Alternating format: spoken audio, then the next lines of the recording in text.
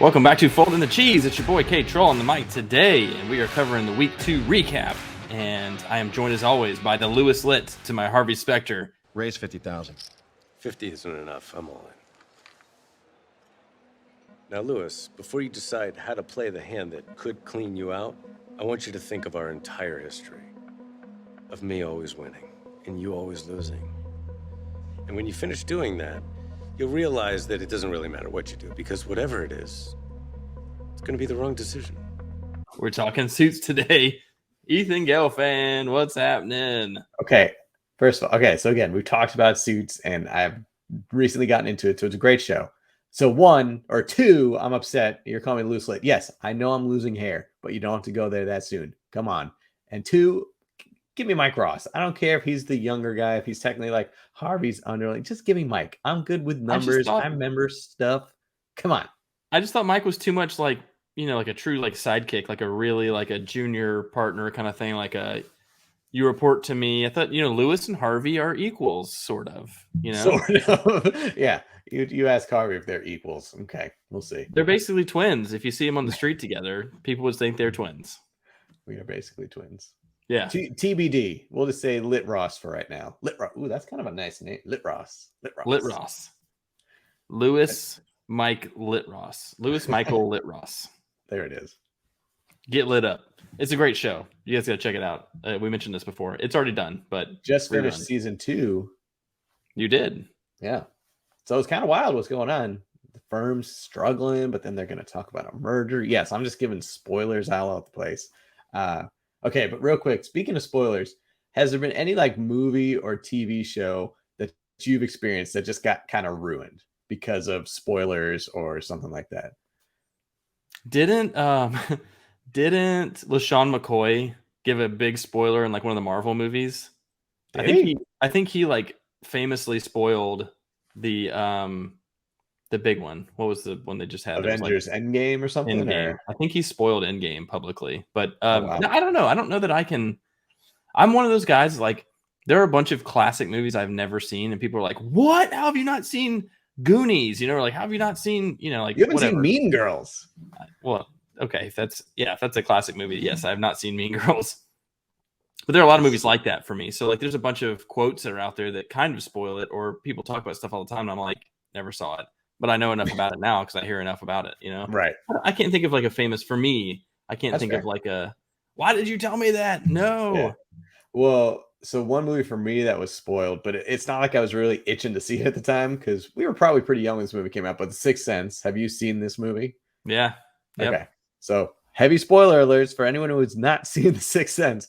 But so it was spoiled to me, the twist that Bruce Willis is actually dead.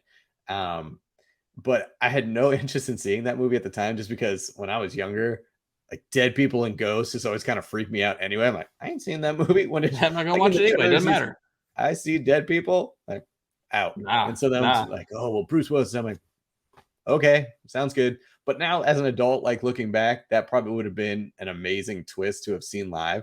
Because it was one of the most iconic twists of all time at the time. And I love movies like that where it's just like these huge twists that are relevant, not just twists for the sake of being a twist, but it's supposed to be like, oh, damn, like that is awesome. So looking back as an adult, I am kind of bummed I didn't have that. But it's funny that we're talking about this now because so I'm showing the kids Star Wars. Okay. So we're just about to finish up Empire Strikes Back. And obviously we know the big twist at the end of this one. However, I'm extremely pissed off at my mother because she has been talking to the kids about the movies and she already told them. Amelie. I was like, Ma, what do you like? Especially for her, she saw this movie in theaters. She saw it live before the internet, before computers, just after electricity. So like she got to witness that live. Like that would be something spectacular to see. And it's a lot harder now for spoilers to kind of go unheard. But for that one to spoil, that's messed up, Mom. But what's so funny is Brady, so we're not finished with it yet. Where Luke has just gotten to the Cloud City, he's about to have his battle with Darth, and so Brady's like, "Hey, Dad, is this where he gets his arm cut off?" I don't know, man. I don't think that happens. Like, Dad, you've seen it. Just tell me. I'm like, dude, I don't want to give any spoilers. Like, Dad, I need spoilers. I just like to know before I see it. Like, no, but is it more exciting? Spoilers. Is it more exciting to see it happen? He's like, nope, I need to know. I need to know before I see it. Yep. So after 5 minutes of debate, I'm like, yes, he loses his arm. Okay, happy? It's going to happen. Just be ready. So Brady would love Snakes on a Plane because it tells him right then and there in the title. There's some snakes on a plane. Dad, where are the snakes? On the plane. They're on the plane. Yes. What's on the plane? Snakes. Snakes. Yes. Snakes. Not bears. So I will say there's a really good twist. A movie that I've never heard anyone talk about that I actually really enjoyed, like college age and after, called Basic. And it's like, it's got probably like a ton of plot holes, some weird acting and all that kind of stuff. But it's like a special forces, Army Rangers movie with Samuel L. Jackson. And it's really, I enjoy it. But there's like a huge twist at the end of that. And John Travolta's in it actually, but it's pretty good. You should check it out. I won't spoil it in case you want to check it out. I appreciate the non-spoiler. I love seeing things Basic. live. So yeah, I appreciate Basic. it. It's a good movie. Okay. Check it out. I will say on the flip side of spoilers, there's one that I kind of wish I'd known going into the movie. So I got a buddy who's like really into Once Upon a Time in Hollywood, and Jamie and I went to go see that in the theaters, and because it's Tarantino, and I was like, I like Tarantino movies, like I'm cool with it. I don't know why, and I don't know how I missed it either in the marketing or because I don't know much about the story. I had no idea that was about Charles Manson and the Manson murders. No clue. Including like through the movie and even after the movie. After the movie, still no clue. Until someone's like, oh yeah, about the Manson murders. I was like,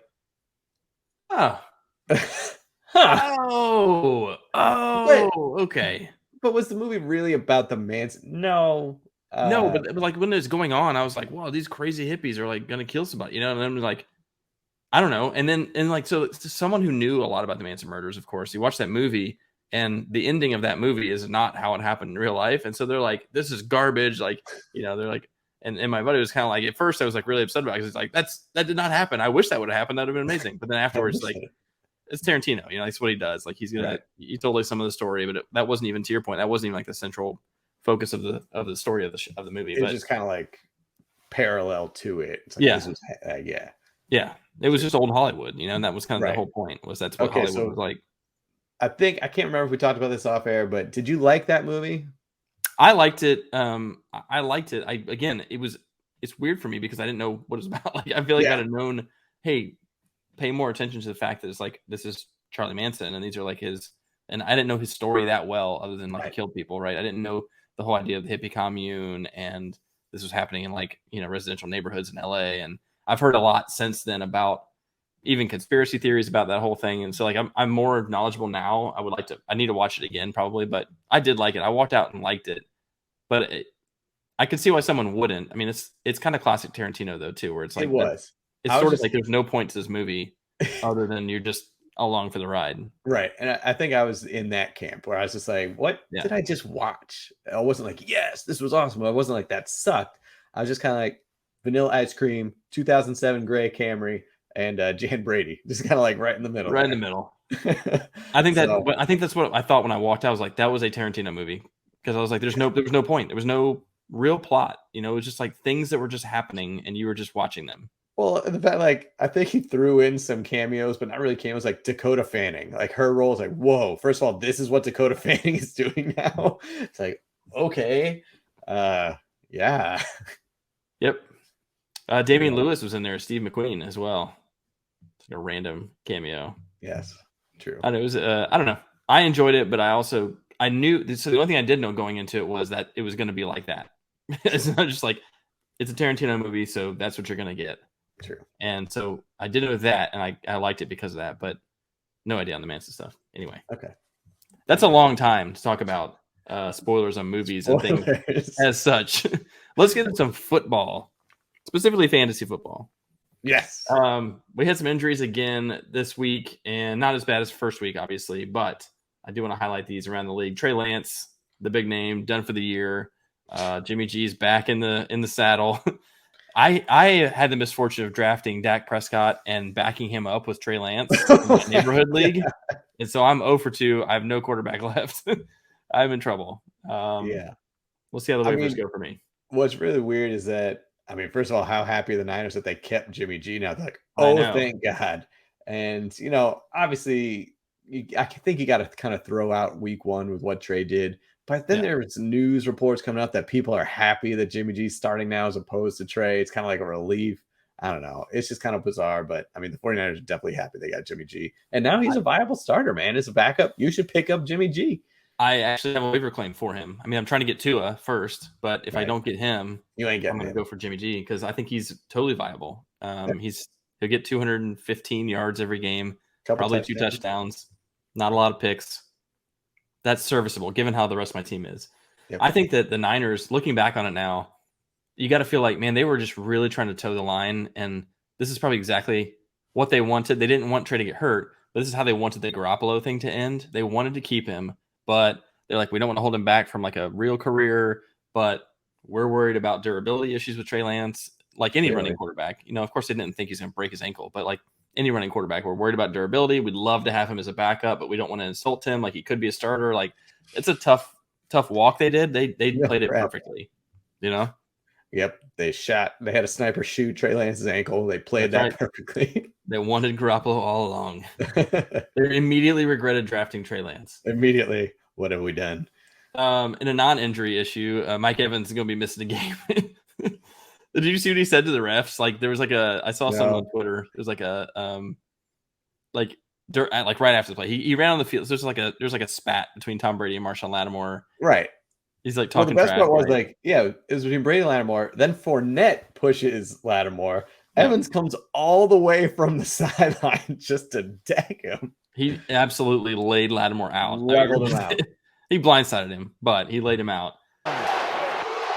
You see Evans came off and he just rocked Lattimore. Wouldn't be surprised to see some guys thrown out of this one here, KB.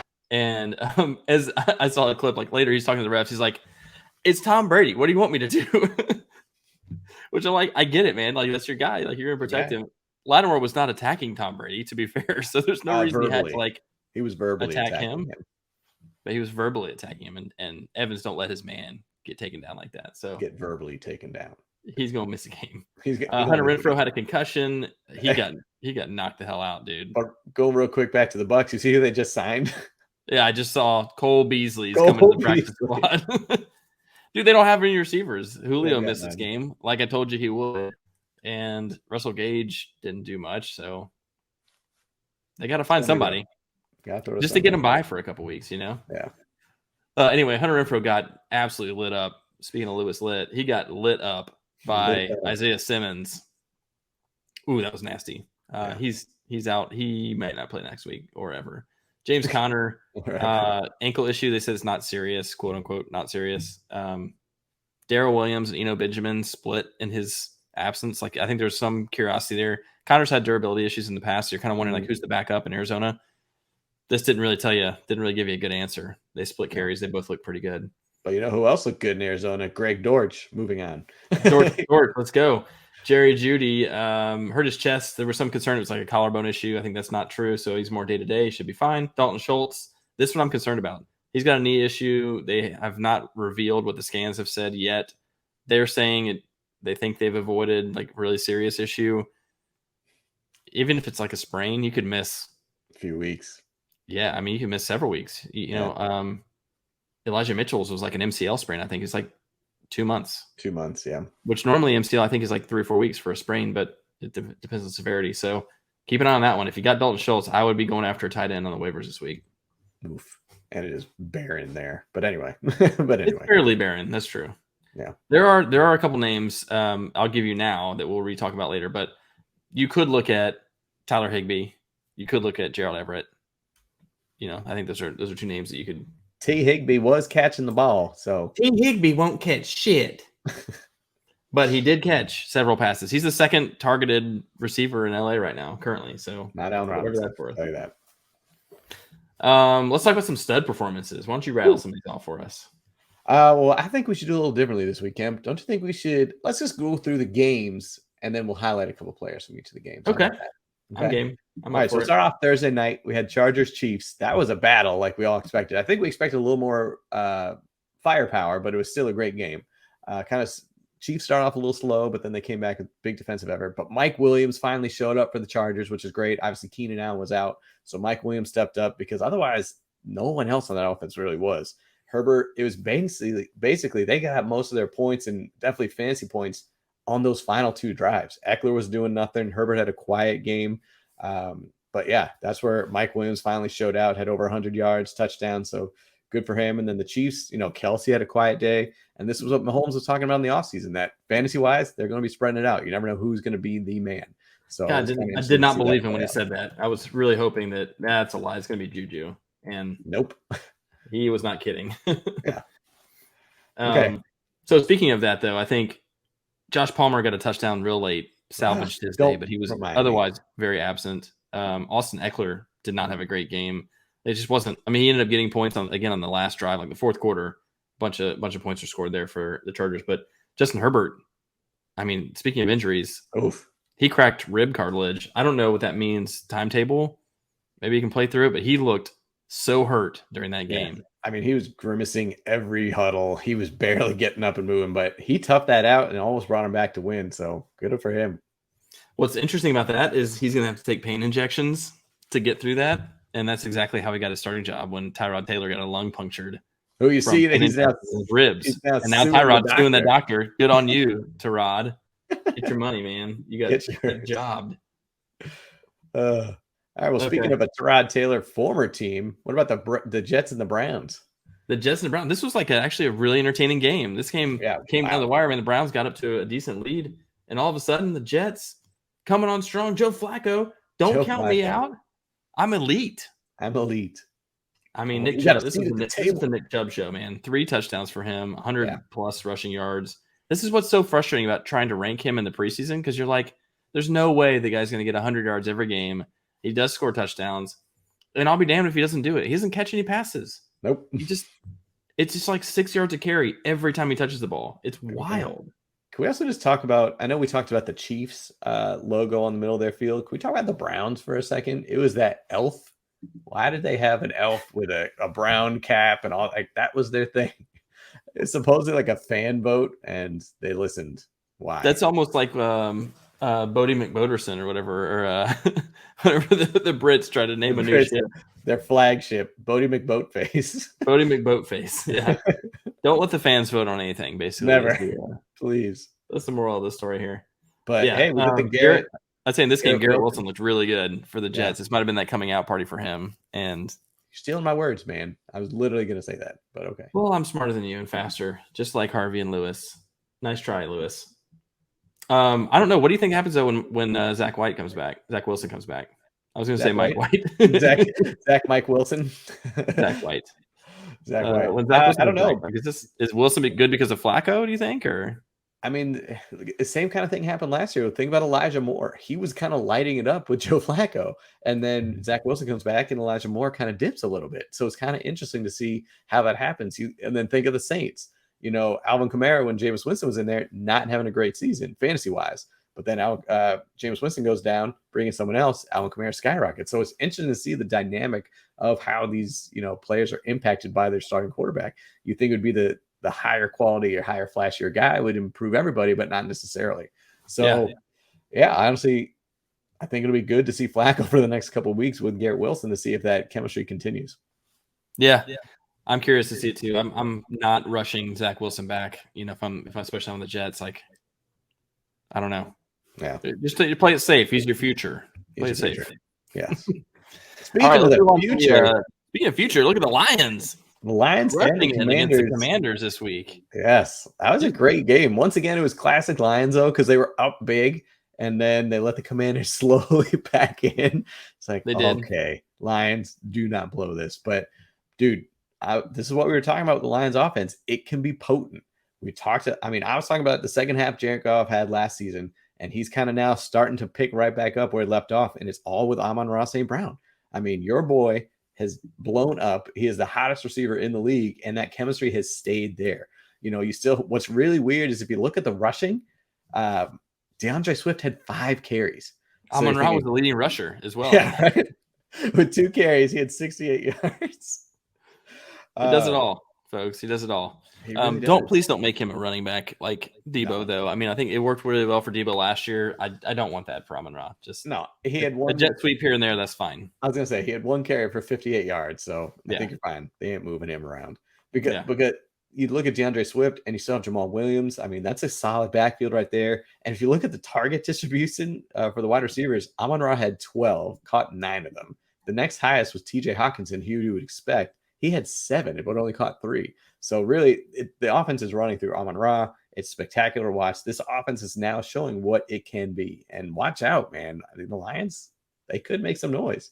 Commanders on the other side, Carson was Carson, threw for 330, but again, it was kind of late, getting a little more of those garbage yards a little bit. Antonio Gibson, of course, for all the talking up, we were talking about him and how he's going to do great. 14 carries, 28 yards. Come on, man. But rookie, Jahan Dotson, we'll talk about him in a little bit, but he showed out a little bit. So it's a good offensive show in this game. Yeah, it really was. The Commanders had to come back in this one quite a bit. They were down, I think, 22-zip at halftime and kind of staged a comeback. They've got a decent offense too. Like they can score points. Probably more likely going to be like junk time for them. But I don't know. I thought entertaining game. Go Lions. One pride. What you got? Let's go. Hey, real quick, who do you think is wide receiver 1 right now for the Commanders? Is it McLaurin or Curtis Samuel? Man, I see. This is one of those things where I think McLaurin's the one, but because he gets the one attention, Samuel becomes the one kind of thing. Like he's not their intended first target, but either because the chemistry is there with Wentz or because McLaurin's getting too much attention. Yeah, Samuel could easily have a better fantasy year. Yeah, it's sort of like. This is not a good comparison, but it's sort of like Chase and Higgins in Cincinnati, where you're like, they're both capable. And in theory, Jamar Chase is the number 1, and he's the best receiver maybe in the league. But because he gets so much attention, Higgins, who's also a baller, can really thrive. He's maybe more PPR. So it's sort of a similar dynamic there, I think. Yeah. I just think Samuel, he's like coming out of nowhere to people, but truthfully, like he's been around. Freakishly talented. He just has never been healthy. And so I'm excited to be able to at least just see what he can do. I think it's really cool. Okay, so moving on through the league, we had the Buccaneers Saints. Not a great offensive fantasy performance. Obviously, Mike Evans gets thrown out. Bucks kind of scored late, and as we talked about, they have no wide receivers. Leonard Fournette still doesn't have a touchdown, but he says they're coming. Saints, Jameis looked terrible, going back to old Jameis, and but Mike Thomas still kind of being consistent, got the touchdown. So he's getting touchdowns, man. Pretty solid. What about the Panthers Giants, man? Who stood out there? I got nothing to say on this game, honestly. This game was boring, low offense. McCaffrey got over 100 rushing. That was good to see. Richie James, for the second game in a row, is a leading receiver for the Giants. Don't get me started on Kadarius Toney. Like, I got nothing to say here. Nothing to say. All right, then another kind of disappointing game on one side, at least, the Colts-Jags. Colts just looked terrible. They obviously did not have a wide receiver as Michael Pittman was out. But shoot, even they couldn't get anything going on offense. Jonathan Taylor only 9 carries, which is kind of not good. You would think they would just give him the ball every time. Matt Ryan, 3 interceptions. We won't talk about Matt Ryan. But on the flip side, I mean, you look at the Jags, they were solid. Trevor Lawrence had probably one of his best games, 25 of 30, had 2 touchdowns. And James Robinson proving every fantasy draft owner wrong and just saying, don't talk about Travis Etienne. Don't forget about me. Achilles or not, I'm fine. Let's go. Unreal. I mean, it's still unreal. James Robinson. Yeah. So the Colts didn't have Alec Pierce either. So their top receiver was Ashton Dulin, who I played in a DFS league, actually. Got you 14 points. Actually a good play. Yeah, he was a good play. But yeah, they didn't have a receiver. So I thought they're just going to go all Jonathan Taylor, and they should have. And even if they're losing, like, who cares? Just give him the ball and he'll get you back in the game. I don't know, man. That was wild. But the Jags are not the only team in the AFC South with a win. The only one. That division is like 1-6-2 or something like that. I was like, ridiculous. Yeah. But real quick, your boy Christian Kirk, 2 touchdowns, another solid performance, 70 yards. So good on him. Was not wrong on Christian Kirk. Just gonna leave that there. Okay. How about your boys, the Patriots, taking on the Steelers? A classic Patriots Steelers grind out, gross, but they went into Duke's Mayo Field and they got a win. That's all that mattered. Avoid being 0-2 for the first time in 20 years. So we'll take it. Not much fantasy impact. Jacoby Myers had a good game. Watch out for him. He can get some receptions. Nelson Aguilar actually looked decent, but the running game was kind of split again. David Harris did get a touchdown. But again, nothing too much of note, especially on the Steelers end. Trubisky looked bad. And Najee's kind of not doing much. So it's kind of not doing much. Deontay Johnson is a freaking man. I'm just going to say that. Like, his stats aren't jumping off the page, but he is making ridiculous catches. Yes. He is very good at football. Okay, but probably one of the best games of the weekend, Dolphins, Ravens. So if we remember last season, the Ravens were the hot team, or like they thought, they could be making a big push. And it was surprising they lost. I think it was a Thursday night game to the Dolphins. Everyone's like, what the heck just happened? And so the rematch is here, and what the heck just happened? Fireworks, man. This was wild. The Dolphins put up 28 points in the fourth quarter. Yeah. 28-3 in the fourth quarter to come back to win this game, 42-38. Just nuts. This was everything you hoped was like best case scenario for the Dolphins when they acquired Tyreek Hill. This was it. You're taking on the Ravens, who historically have got this great defense. Not good last year. They chalked it up to injuries. You thought it was going to be, back to the old Ravens defense this year. Tua just cut them apart, man. Tyreek and Waddle both went ballistic. Showed that they could carry both receivers, man. I mean, Tua had a spectacular game, 6 touchdowns, but man, watch out. I tell you what, we're going to talk about this next episode, but the Bills and the Dolphins are coming up this week. Woo! That's going to be a good game. Can't wait. Can't wait. Yeah, Devin Duvernay got banged up in this one, but Rashad Bateman looked great again. Try to tell you, man. 8th and 10th round. Rashad Bateman, Christian Kirk. Well, I'm taking a little victory lap here. Bateman and Kirk, good mid-round receivers. Let's move on to the Falcons and Rams. This was closer than I thought it was going to be. Falcons. How about Kyle Pitts? How about Kyle Pitts? I'm not going to mention that bad call. I'm not giving up on Kyle Pitts, especially because there's no good tight ends anyway. But I'm very frustrated at the usage right there. And Arthur Smith's stupid ass said something about like, we're not playing fantasy football out here. We're trying to win games. And everyone else is like, yeah, if you want to win games, maybe put the ball in the best player on the field in his hands. That's Kyle Pitts. Yeah. Idiot. Although a bright spot for the Falcons. First of all, the Falcons made this a closer game than people expected. But a bright spot was Drake London. I think you talk about Garrett Wilson's coming out party. This was probably his. He had a great game, over 100 yards, touchdown. He was kind of looking as the go-to guy, obviously, with Kyle Pitts just blocking. So watch out for Drake. He could be a stealer as well.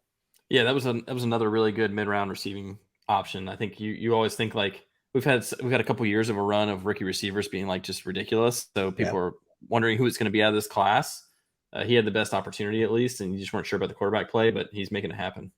Okay, real quick on Marcus Mariota. Did you see the play? He was in the shotgun. He got it. He rolled right. He fell down, somehow still got back up, and was about to be tackled, just hucked it, and he completed the pass. It was actually pretty spectacular. Classic Mariota. Classic Mariota. Seahawks got blasted by the Niners, 27-7. This was the Seahawks team I think we expected to see. Not the team that upset the Broncos, but yes. Not a lot of note here. Jeff Wilson Jr. looked good running the ball. Yep. Obviously, the Trey Lance injury we talked about already. The Seahawks just look like garbage. Yeah. Kenneth Walker made his debut and ran decently. True. Not a lot going here. Also, not a lot going was the Bengals Cowboys. What is up with the Bengals? My gosh. Cooper Rush is going to beat you. That was with Dalton Schultz going down. Fire up, Chips. Let's go. Fire up, Chips, man. Cooper Rush looked good. Joe Burrow was just quiet. It's not like he was bad, but he just was quiet. Joe Mixon, I told you, avoid Joe Mixon. 19 for 57. Like, come on. You told me to avoid Joe Mixon? That's why I would not pick him in the first round. You wouldn't pick him because he's been injured for you so many times. Yeah. But not first round. Don't like him. His yards per carry are at 3 yards per carry currently. Like on the dot. Both games, exactly 3 yards per carry. Not a lot of. He thinks I drafted him. That's why. I think he thinks he's on your team. Joe, free Joe Mixon. You are not on Ethan's team anymore. You are not on Ethan's team anymore. I'm a Gino in a bottle. Great team name. You're not on his team anymore. You're allowed to be good again. Yep. For the rest of us, please. You're free. How about Noah Brown? Brown, leading receiver for the Cowboys? I would like to point out touchdown. How many targets did CeeDee Lamb have? 1 million. 11. Minus 1 million. So he caught 7 out of 11 targets. So I was telling you, man, they're just going to try just force feed him, and that's what they did. You weren't wrong, man. You were right on Cooper Rush. Kind of force not bad. How about the Texans hanging with the Broncos, man? The Broncos. So what's wrong with the Bengals? What's wrong with the Broncos? They're not looking good either, man. These are two teams we had really high hopes for, a lot of firepower. Yeah. I don't know. It just doesn't look like it's clicking right. And there's a lot of attention on Nathaniel Hackett and the play calling and the time management and stuff like that, which is garbage. But you shouldn't be able to keep stud players from performing. I don't know. It's a little concerning. I honestly have no words. I mean, maybe the Texans' defense at least is better than what we thought it was. So that could be it. The offense is probably where we thought it was. But yeah, there's something wrong in Denver. They got to fix it quick because they're not going to be able to keep up in the AFC West like the way they're playing right now. Russ didn't look good. Cortland Sutton did look good. We knew he was going to be good this year, so he's still going to be fine. I think Russ will turn around. I'm with you. I think he'll turn around. There's probably just a lot of drama and media attention, all that, a lot of pressure on the team and all that. But once they just get back to just playing football, I think they'll be okay. Let me call Uncle Doug, and he'll let me know what's going on with Russ. Okay. Uncle Doug has the inside line to Russ. That's true. Yeah. Cardinals Raiders game, which we thought was going to be like can't guard anybody. Devontae Adams and Hollywood Brown blowing up. Neither of them blew up. No. Zach Ertz was leading receiver, 8 for 75. On the Raiders side, it was Mac Hollins. Like, I don't know. This was kind of ugly. Yeah. When you talk about coaching difficulties, Josh McDaniels, man, the way he kind of managed the end of that game did not look good either. So they let the Cardinals back in the game. They scored 16 points in the fourth quarter. They forced an overtime and they ended up scoring. So I don't know. Not good for the Raiders, man. I expected more from them this year too. Yeah. It's an interesting start. It's only 2 games in, but it's only 2 games. People got to get fixed. They got to get right. Yep. Packers got right. 27-10 win over the Bears. You knew Rodgers was going to come out firing. Not quite the booming performance I expected from him. But it was Aaron Jones day. 234, 2 touchdowns. But Aaron Jones did bounce back like we thought he would. Yep. They said they got to give him the ball, and they did. A couple of touchdowns for him. Really good running, good receiving. A.J. Dillon took the back seat, which is going to happen with these guys. These are not – you ride the hot hand. And if Aaron Jones is the guy, you keep feeding him. What's interesting is this is exactly what happened to Kareem Hunt. And I've got Kareem Hunt and A.J. Dillon on different teams. And, this is going to happen if you own those guys. That's why they're flex players and not starters. They've got a 1A that's going to typically get more work, but these guys are very capable 1B. And so this was an Aaron Jones game. That's all I'm going to say. The Bears are who we thought they were. There we go. They are who we thought they were. Speaking of who we thought they were, the Bills are really good. Yeah. And the Titans suck hard. This is not their year, man. No. I get that getting blown out by the Bills doesn't mean you're a bad team, but there's 2 games now. They're just not clicking. I'm tired, man. I'm tired of people like Kyle Phillips being a leading receiver. I'm tired of Nick Westbrook-Akina, who is a nice guy. I have met Nick before. I'm tired of people like that being in your backyard with Matt Ryan, Drew Brees, all in your backyard, just hanging out. Yeah. Good guys. They're in the community doing good things, but come on, man. Can we get some star players? Can we get some studs? You got Derrick Henry. Okay. I think he's done carrying an NFL team entirely on his shoulders. I think he's done with that. He's doing literally all the work. Okay. He is a freak and he is special, but come on, man.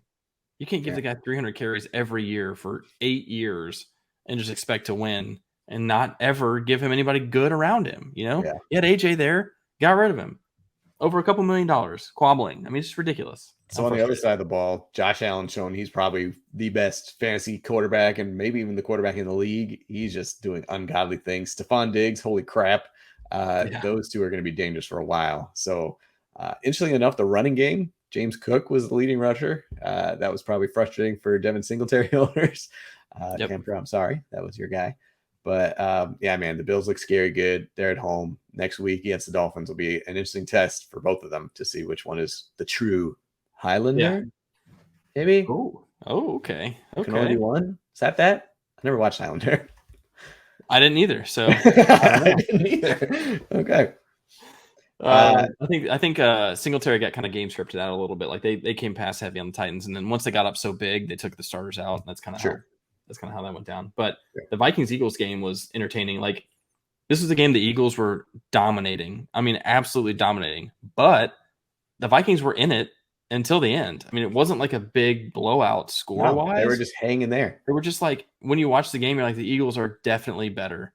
But the Vikings could still stay in this game, you know? They're just kind of hanging around. So both these teams scored all their points in the first half. It was 24-7 at halftime. Gross. Jalen Hurts is freaking good, man. He is good. That's my boy right there. He's good. Eagles hype train, man. It was the Eagles. The Eagles with a hot name in the NFC and NFC East, especially. So far, they're backing it up. They are backing it up. That defense looked ridiculous. Ridiculous. They did. But going back to offense, Miles Sanders coming back down to earth. Sort of. I mean, 17 carries, 17 carries, yards, more than yards. 4 per clip. Right, but it's frustrating if you're a fantasy owner of his because you got Jalen Hurts is obviously going to be snaking touchdowns. You're still getting some Boston Scott touchdowns in there and Kenneth Gainwell. So coming back down a little bit. So I would just worry about him as a high ceiling as a flex. That's all I'm saying. Maybe, but that's kind of who he was drafted this year. Right. I think he was going so late that it was not a starter for anybody unless you went 0 RB. And so I think it's a flex. I think he's totally fine. He got almost 12 points. PPR, like I'm okay with that. Yeah, touchdowns. You're gonna lose touchdowns to Jalen, which is one of the reasons Jalen is so good. But yeah, I don't know. I thought they looked really good. That defense was smothering. Poor Kirk Cousins. Like Darius Slay was all over the field. He was smothering Justin Jefferson. Basically shut him down. Kirk Cousins had 2 seconds every play before he got just laid out. I mean, that was hard to watch. True. I will say, I eked out a Monday Night Miracle that should not have been a miracle. I needed 10 combined points from Devin Singletary and Dalvin Cook last night. I was comfortably in the lead all week. I took a dip because I had 2 of my starters playing Monday night. And so I'm like, okay, 10 points, this should be easy. It took until the last drive for the Vikings to dump off to Dalvin Cook for a 4-yard reception for me to win that game. Just be careful, no stat corrections. If there's a stat correction, you are screwed, buddy. I would won by less than a point. So, yeah, I would be screwed on that. Not ideal. Whew. All right, so that's your week 2 recap of all the fantasy studs and duds. Wow, there was a lot to go over there, but there's some wild stuff happening. So now that we kind of heard all about the peeps that went down, should we do a little do it bet board update? What do you think, my man? Fine. Whew. Here it is. Do it bet board. So once again, just in case you forgot, we're each following 3 players this season as they match up to see who is doing better. They're not your top name guys, but they're guys who we had in different rankings in our preseason rankings. Kind of some discrepancies here. So we're going to start off with one quarterback battle, Trevor Lawrence versus Jared Goff. Both had great days. We talked about it, but Jared Goff kind of had the edge. He threw 4 touchdowns compared to Trevor's 2. So he had 35 points this week where Trevor only had 22. You go down to the running backs. A.J. Dillon obviously started week 1 great. Then he kind of quieted down this week. It was Aaron Jones. So Josh Jacobs still, they're still trying to figure out the running game, but he is the quote unquote guy. So Dillon got 7.7 to Josh Jacobs 9. So if you look at the totals over there, it's still close. 10-point difference for Dillon and Jacobs. And then at quarterbacks, it was 16 points. So all within reach. And then the wide receivers, finally, both of them had a better week too. Obviously, T. Higgins wasn't as hurt, but Higgins had a great day, had 19 points, that touchdown. And Allen Robinson got on the scoreboard too with a touchdown. So 19 to 15 for week 2 and only a 6-point discrepancy there. So they're going to be good to watch this season. Again, I think we picked some good matchups that'll be pretty close throughout the year. So it'll be fun to watch. Yep, that was good to see. How about our weekly do it bet? We had our rookie receivers do it bet. You got first pick. Yes. And you very wisely took Drake London. I actually could have won this. I made the wrong choice. I went with Jahan Dotson, who did have a good week. And they both scored. That was good. However, Garrett Wilson was the only rookie receiver to outperform Drake London. And you, sir, have won the second week. Do it bet. Do it. Drake London, do it. I'll take it, man. I'll take any wins I can get right now because I'm kind of struggling otherwise. It's fine. Yeah, we're going to get to that here in just a minute as well. Do we have to? Let's talk about waivers. Let's talk about some waivers this week, okay? So not as many injury-based waivers available that you need to look at. However, if you had Trey Lance as your starter, you've got to look at quarterbacks. Tua is the obvious name. Carson Wentz is out there too. I don't love his matchup against the Eagles this week.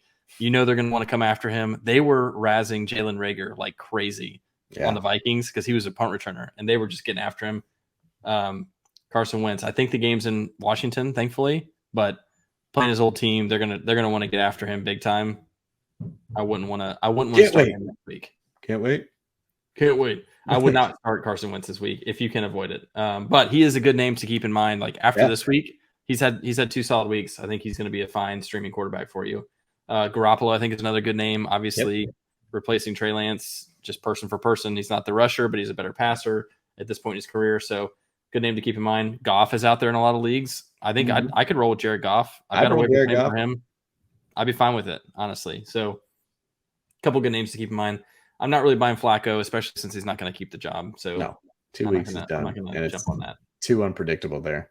The Dalton Schultz injury would have me looking at tight ends for sure. So you got T. Higbee, who can't catch shit. T. Higbee is actually catching shit, and I would jump on him. Logan Thomas is out there. Tyler Conklin, just some names that I'm seeing on our waiver wire list. Evan Ingram is still out there too, and he's been pretty quiet, but he got 8 targets and caught 7 balls for 46 yards this last week. Don't sleep on Gerald Everett if he's out there too. Gerald Everett's out there. Another touchdown. He was the second receiver for the Chargers this week with Keenan Allen being out.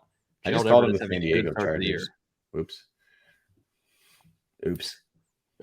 Wide receiver wise, Cole Beasley's pretty hot right now. He's getting a lot of love for being that practice squad. He's hot right now. Waiver claim in our league right now, which I'm not jumping on that. At least not yet. I mean, Drader's going to pick up Cole Beasley. Him or my brother, one of them will. If he moves to the starting roster and Julio sits again, then I guess, and Mike Evans is going to be out. So like if that happens, then I guess you could play him for a week or two. It is a weekly game. Why not? But not overly interested. Noah Brown, again, he had a good game. If Gallup still can't go this next week, I think Noah Brown will be a fine plug and play. You mentioned Aguilar. Like, what do you think about that? So I think Jacoby Myers is the receiver you want in New England. Yes.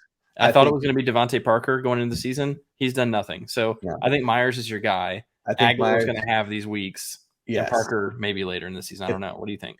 If you remember this last year, Aguilar did the exact same thing. He started off the season kind of hot. It's like, oh, crap. Okay, so I guess this is going to be the guy. So everyone picked him up, myself included. I'm like, okay, I'll stash him on my bench and see what he does.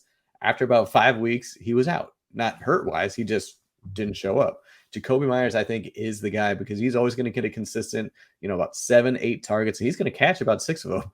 Although we were following Jacoby last year because he still had not caught an NFL touchdown. He finally did. So good on him. But no, I think if you're looking for consistency, you're going to look for Jacoby Myers. I think he's going to be one to get you about 5-6 catches a week, probably get you that 60-70 yards. So again, it's not flashy numbers, but it's good, solid numbers. If you're looking kind of for that wide receiver depth. Nelson Aguilar is going to be way too streaky, way too unpredictable in that sense. Yeah. I think in the running back room, if you want to follow the James Conner news and you have any interest in, Benjamin or Darrell Williams, flip a coin or watch the news. Like if there's more news out there that comes out this week, we'll see. Williams obviously has more experience and has proven it a little bit more. I might lean that direction. Eno's got a little more upside though. Maybe I don't know. It's tough to call, but you're probably going to get similar production from both of them. Not sure. I have a question for you, and maybe this goes against you because we're in our league together. What do I do about Chase Edmonds, man? I mean, he got out to your guy. He got out carried by Raheem Mostert. Do I bench him? Who do I look to replace him? Well, I think, and it's the case for you. Like, hopefully, he's not your starter. He's more of a flex play. He is my flex. I'm probably not comfortable starting him until I see another week or two. Like they did the exact opposite game script this week. Yeah. Last week it was Chase Edmonds' show, and Mostert got like a couple 3 carries or so. This week they gave Mostert the start, and they gave Chase a couple carries, and he was a receiving back too. So like he's probably got a better receiving floor. But I don't know if they're just trying both guys to see if they want to establish a hot hand, or if Mostert outperformed him in practice and they decided he's our guy. I don't know what that means yet, and so I'm not comfortable making a call. It's frustrating that it's a 40. They score 42 points, and my man gets me 8 points. Like, I mean, Mostert only got like 11. It's not like he blew it up either. All right. So anyway, yeah, I would wait and see on both those guys. I think they're both worth a stash. If you've got either one of them, I wouldn't drop them. I would just see if let this thing play itself out a little bit. Yeah. Okay. Fair. Let's get a recap of our league, will you? Shall we? Oof. I mean, I'd prefer not to, but that's okay. I told you about my Monday Night Miracle. I ended up beating our friend Blake. Blake, there's a team in our league called Suck It Blake, and I will say it as well. Suck it, Blake. And I will say this as well. I beat you by 1.06 points with that Dalvin Cook reception in the fourth quarter. E, how'd you fare this week? I unfortunately took an L. It was a very closely contested game. Kind of what murdered me because, it started off Thursday night. He had Travis Kelce. Didn't have a great game. So I was like, okay, great start to Thursday. Looking good. One of his best players. Didn't have a great showing. Joe Burrow didn't really ball out for him. Darnell Mooney was terrible. So I'm like, this is going great. Christian McCaffrey went over 100 yards, but he did have one receiver that kind of was good. He had one. Who is this? T. Hill. Who is that? T. Hill. Tom Hill? This Thomas Hill had 190 yards, 11. So, yeah, he had Tyreek, which is great for him. My team, Stafford had a good game. Jamar Chase obviously underperformed a little bit. Allen Robinson did just what I needed him to do. He got me 15 points. Drake London, I put him in there because Michael Pittman was out for me. So I put in Drake off my bench. Did great. Saquon underperformed a little bit. Chase Edmonds, I had him as a flex. Or excuse me, Chase Edmonds, I had him in there as RB2. Did not do much. Pratt Freiermuth did great for me. And then here's what murdered me, and here's why I lost. Because I only ended up losing by 6 points. I put in DJ Shark hoping that, Detroit Lions offense looking great, which it did. But for whatever reason, he had no receptions. So he got me a big old goose egg. And if I had just put in the guy who I've been hyping not really hyping, but talking up all year. You have been hyping him. If I put in Damian Harris, I would have won. But that's why they play the games. That's why you got to make the decisions. And I took the Nathan Hackett. It is Nathan, right? Yeah, Nathaniel. This Nathaniel. We're boys, so I call him Nathan. Nate Dogg. So in the poor play calling, that's why I lost. I took the. Yeah, that's all coaching. That's just all coaching. That's all I gotta say. Yeah. I had 40 points at Amon-Ra St. Brown. That pretty much carried my whole team. So I had Curtis Samuel. I played him. I picked him up off of waivers last week, and I played him. And he got me 22 points, 23 almost. So that worked out well. Pretty sleepy performance from the rest of my team, but I did just enough to get by. A win's a win. I'll take it. I'm now 1-1 after a heartbreaking loss in week 1. And I still feel good about my team. I didn't, Alvin Kamara was a surprise scratch for me. I didn't see that coming necessarily, but true. We rallied. We made some adjustments and made it happen. There it is. I just got to get healthy. That's all. I got a bunch of guys who are injured. I just got to get them healthy, and then I've got a pretty dominant team. On to week 3. On to week 3. All right, man. Well, you know what it's time for. It is time for some on campus. So are you ready? I'm ready. Yeah. I'm going to type as you talk. Keeping your streak alive. You are in the hot seat. So no, it gets hotter every time too because it does. I honestly don't think this one is too bad. I really don't. So okay, I'll be the judge of that. So I'm going to start with the hardest player, and then obviously get easier. Okay. Run it, and I'm not going to tell you starter or backup, but I know. All right, running back, Oklahoma State. Wide receiver, Toledo. Wide receiver, Notre Dame. Stop me if you're ready. Don't know yet. Running back, Alabama. Do you want me to keep going? No, I mean this is the Steelers. This is the Steelers. What was holding you up? So I actually didn't remember that Deontay went to Toledo. Right? Yeah, right? I didn't think about that. The Notre Dame wide receiver definitely helped. Oklahoma State, I guess that's that Jaylen, the rookie, which I didn't know anything about. And then when you said Alabama, I got Najee there. Yeah. Obviously, it's a bunch of Alabama guys, but when you paired Alabama with Notre Dame, that kind of gave it to me. But so yeah, that was tight end. I was going Penn State next. Yeah, that's Freiermuth. And then quarterback to UNC. Other wide receiver, Georgia. George Pickens. Where you at? Yep. Didn't want to go there because we've been talking about him. Didn't want to go there. True. Yeah, that was pretty good. Toledo. I didn't realize that about him. So Kareem Hunt and Deontay Johnson, both Toledo products. Yep, both Rockets. They were there at the same time, I guess. Maction, baby. Maction. Look out for the Mac. They produce some stars on you. You got to watch out. So well done. You did it, my man. You did it. Okay, I survived. I'm telling you what, it's getting sweaty every time now. I have a streak going here. I really got to But that wasn't too bad, though, right? That wasn't too bad. No. Well, I don't know. I mean, what's bad and good? It just depends on what you know and what you don't know.